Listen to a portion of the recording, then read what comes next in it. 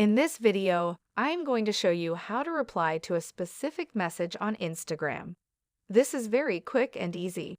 All you need is your phone and internet connection and the latest version of the Instagram app.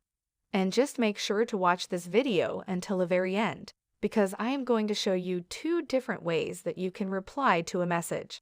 So without any further ado, let's jump right in. So let's open up our Instagram app, and then let's head over to my DMS by clicking this icon at the top right-hand side of the screen. And then let's open up this chat for the example. So if you want to reply to a message, all you want to do is swipe that message to the right-hand side like this, and then type in whatever you want over here and send it. And as you can see, I have replied to that specific message. The second way to do it is also very easy. All you want to do is tap and hold the message that you want to reply to. And then right here at the bottom left corner of the screen, you can see that there is an option called Reply. Simply tap on that, and then you can also type in whatever you want and then send that.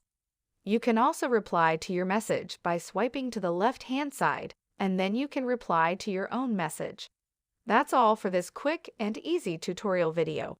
If you have any questions about all of this, post them in the comment section below.